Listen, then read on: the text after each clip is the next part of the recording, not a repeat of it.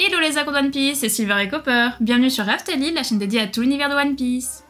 Rien n'est éternel, c'est une expression qu'on a tous déjà entendue, n'est-ce pas? Quoi, t'as pas déjà entendu? Bah c'est ton problème. Après tout, les personnes se suivent, ils naissent, ils vivent, ils meurent. Les bâtiments sont construits, ils durent quelques siècles et s'effondrent. Alors les empereurs, eux aussi, sont éphémères, ils vacillent face aux genoux, et de nouvelles alliances sont en cours de création. Rien ne va plus dans la planète One Piece, alors décryptons tout ça.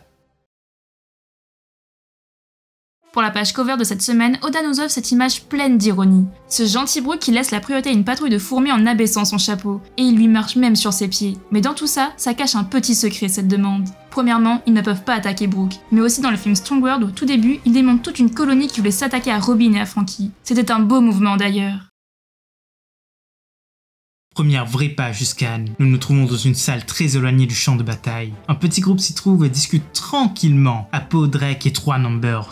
Le musicien est assis. Il déblatère sur le fait que Lord soit un espion de la marine. Mais tant pis, tout ce qui compte, c'est que son but est de faire tomber Kaido. Car peu importe le vainqueur de cette bataille, il ne sera pas indemne. Il enchaîne en disant qu'ils auront juste à se pencher pour cueillir celui-ci. Faut donc faire une alliance aux circonstances en attendant ici tranquillement. Mais Drake ne lui fait absolument pas confiance. Apo rétorque que ce n'est absolument pas la question, car ce deal ça profitera à tous les deux. Une opportunité pareille, ça n'arrivera qu'une seule fois dans une vie.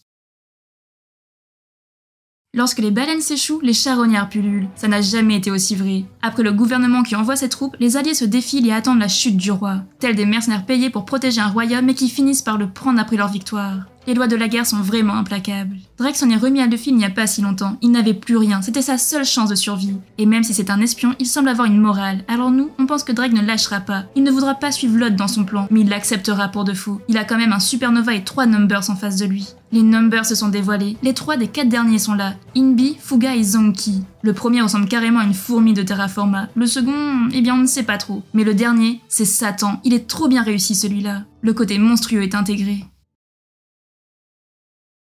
Au deuxième étage, les choses sont de plus en plus compliquées. Le feu se propage à une vitesse folle. Les gifters contrôlés par Tama essaient de fuir en protégeant tout le monde. Mais une menace fait son apparition. Un monstre présentant uniquement des jambes. Et il hurle à l'aide. Ce sont les jambes de Kinemon. Après une brève hésitation, Nami et Usopp filent l'aider. Mais cette paire de jambes est inarrêtable. Il prend peur et essaye de fuir. C'est alors qu'Usopp s'aperçoit que leur ami saigne abondamment. Ce sont les coups de Kaido qui lui ont fait ça. Nami dessine alors une lune sur le corps du samouraï et celui-ci comprend qu'il est bien entouré, qu'il est au milieu de ses alliés. C'est le croissant de la rébellion. Mais il annonce qu'il va se passer une chose horrible. À ces mots, Usopp se lance sur Hamlet et file vers le grenier de la tour gauche.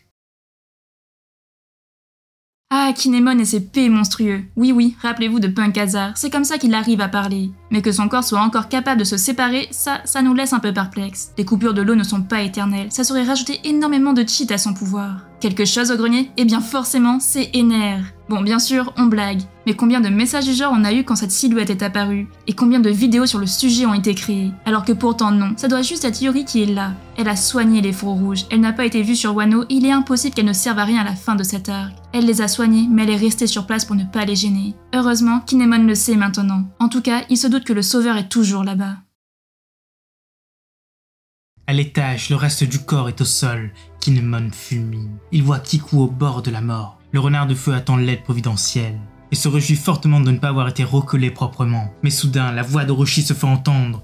Il parle à Kanjuro par Denden Mushi et le traître lui répond. Il n'est toujours pas mort, mais ses ancêtres sont insatisfaits. Il faut montrer la colère des Korozumi grâce à la peinture. Alors de ses mains tremblantes, le traître trace la chose la plus puissante qu'il est capable de faire. Un pantin de feu qui va expier tout le monde. Il n'y aura aucun vainqueur avec ça. C'est le Kazenbo, le yokai de feu. Non mais c'est pas vrai, personne ne meurt sur cette île ou quoi? Ça commence vraiment à bien faire. Kinemon est vivant, Kiku l'est aussi. Orochi est increvable et Kanjuro l'est encore plus. Si ça continue comme ça, le terme sacrifice ne voudra plus rien dire. Kanjuro lâche un monstre sur le monde, il veut tout réduire à néant sous l'impulsion d'Orochi. C'est bien la demande de ce clan, du sang et encore du sang. Il prouve juste que c'en est un, il n'y a aucun signe de rédemption. Mais vu où ça va, il ne risque pas de mourir. Ce yokai est vraiment beau, on l'adore, on a hâte de voir qui va l'arrêter. Peut-être Brook, comme il n'a eu aucun Tobiropo et qu'il contrôle les âmes. En plus, il fait de la glace ce mec, il a tout pour se battre contre cette chose. Le champ de bataille est en ébullition, Momo n'arrive pas à faire de gigantesques flammes. Le CP0 arrive sur place avec l'objectif d'attraper Robin. Marco, Izu et Kawamatsu sont débordés. Sanji continue son face-à-face avec Queen. Luffy se bat contre Kaido et Zoro avec King. Tout ce temps, l'issue est incertain. Seul Orochi s'en délecte, il est dans la salle au trésor et vient de passer son coup de fil à Kanjuro. Il a tout pillé et attend son plus fidèle allié, Fukurokuju.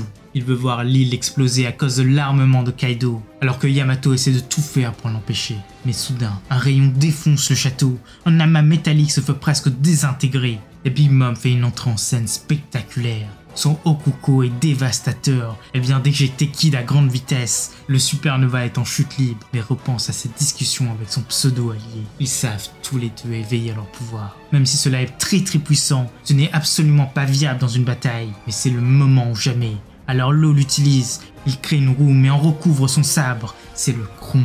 Tout en sautant sur Big Mom, il la transperce à la gorge, et une fois à l'intérieur, il déclenche son Shockwave pour la pulvériser. Mama est gravement touchée, de la fumée sort de sa bouche, mais ce n'est pas suffisant, elle se ressaisit. C'est là que Kid remonte, et en touchant Mama de la main, il la rend magnétique. Napoléon s'y colle, les armes de tous les opposants, et les poutres en acier se dirigent vers la Yonko. Elle se les prend violemment et se fait ensevelir. Big Mom vient de mordre la poussière, et c'est la fin du scan.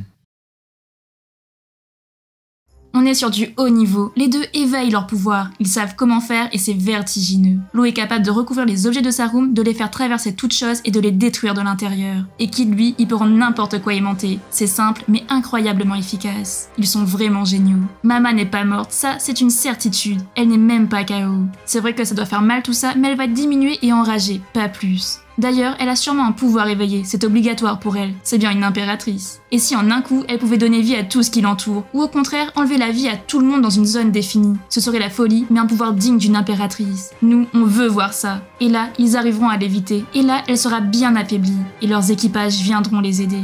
Ce sera ça, la vraie fin de Big Mom.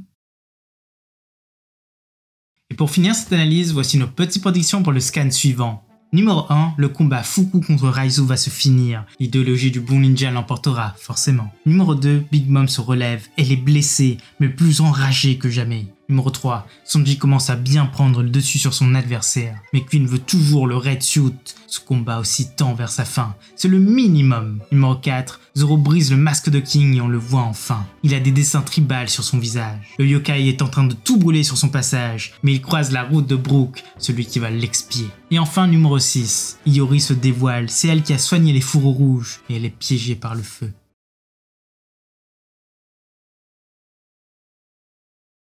Voilà, c'est déjà la fin de cette vidéo, on espère que ça vous a plu et surtout laissez-nous votre avis en commentaire. C'était Silver et Copper pour Aftalil. À bientôt les accros de One Piece.